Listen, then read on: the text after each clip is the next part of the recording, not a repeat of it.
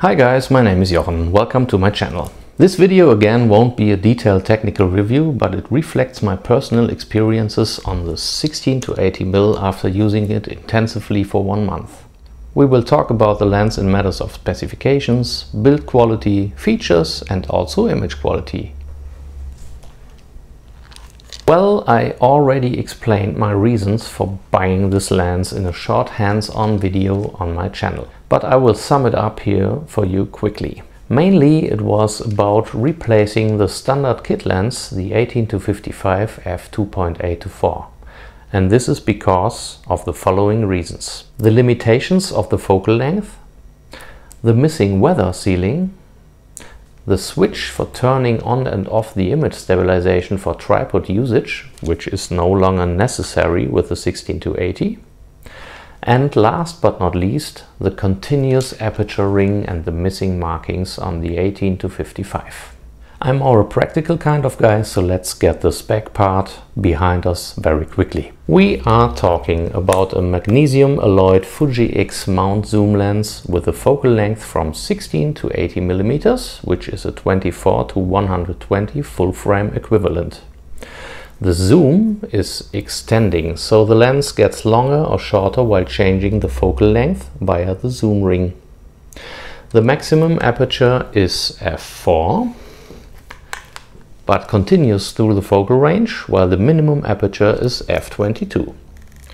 The 16 to 80 has an aperture ring with markings and stops on both ends, a zoom ring with the most common markings from 16 to 80mm, and a focus ring for focusing manually. The lens contains an optical image stabilization, that is what OIS means, helping us with a maximum stabilization of 6 stops. It contains 16 elements in 12 groups, whatever that means in detail, but I think the Fuji engineers know what they're doing.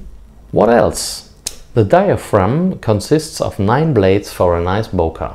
The minimum focus distance is 35 centimeters, which makes it kind of a macro lens while zooming.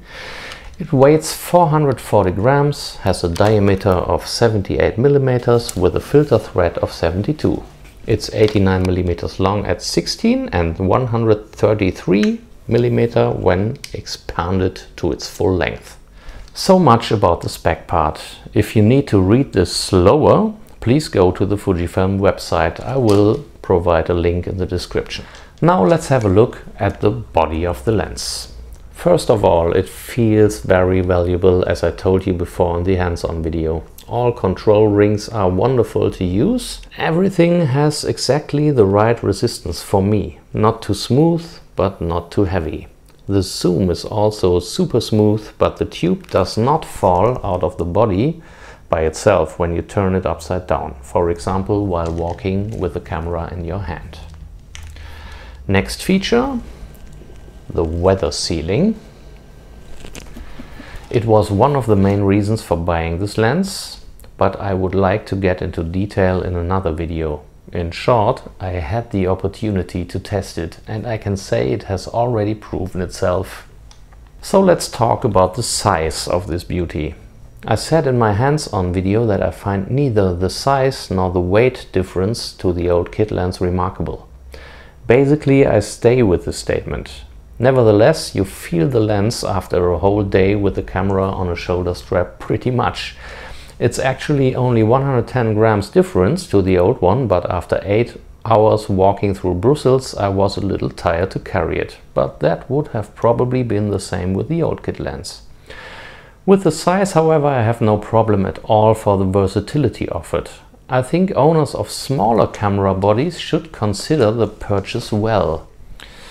On my XE3, the body with the lens is really not balanced. It's getting very front heavy, but that is expectable and you maybe should consider buying a hand grip or something if it's used on a body like this. However, such a combination can look very good. It's pretty, isn't it?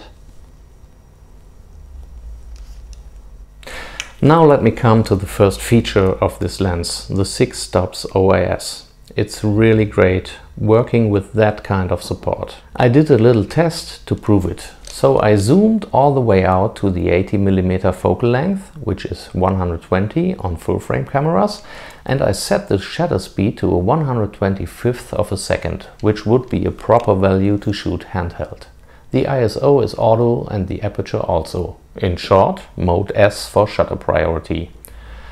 Then I reduced the shutter speed for 2 steps with every shot, so 1/30th of a second, then 1/8th of a second, and finally half a second. You cannot see a motion blur on the building. The leaves are a different thing, but it was windy that day, so please have a look at the window lines only. I don't see a single blur there, and that's in line with the experiences I have had outdoors in the field with the lens. 6 levels of OIS is very useful, especially in low light conditions. One could say that the lens compensates for the deficit at the Aperture 4 by an excellent OIS. Let's talk about the autofocus then.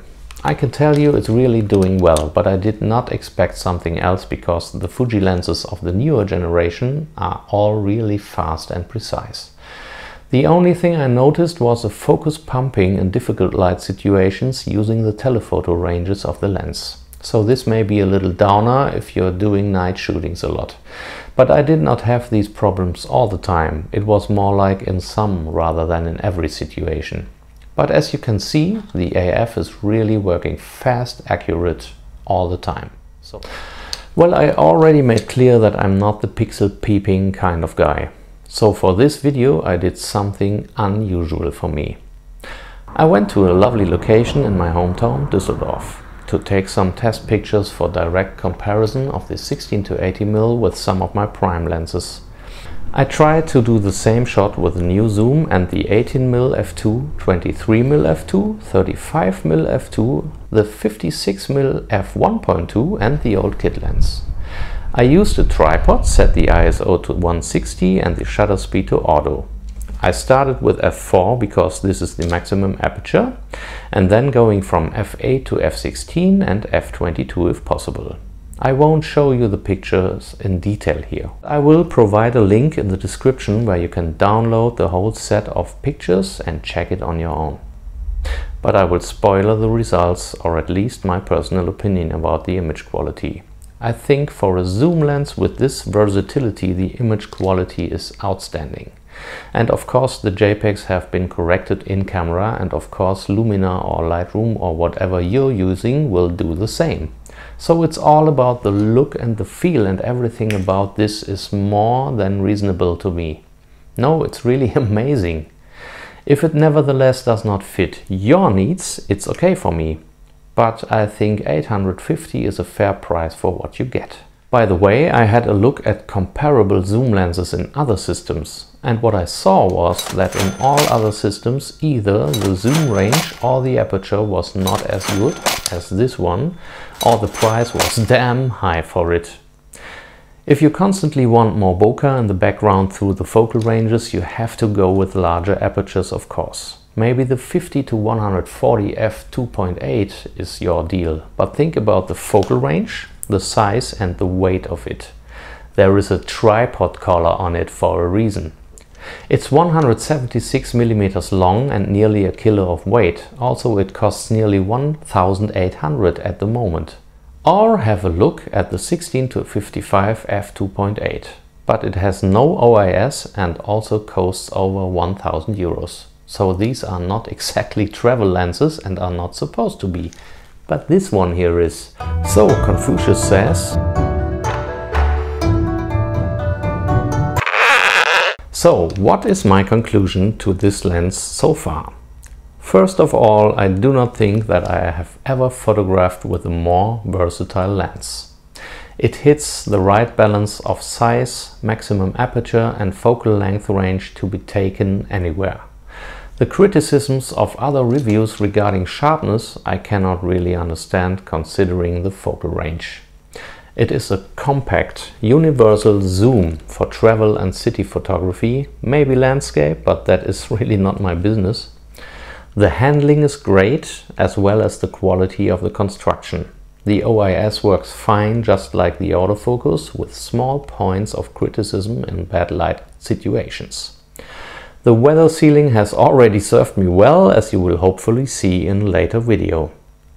So, can I recommend the lens so far? Yes, I can, especially for the described use cases. But is this, for example, also something for portraits?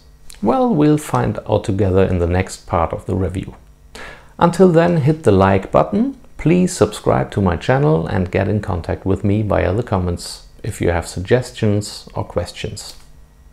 Have a good time, take care of yourself.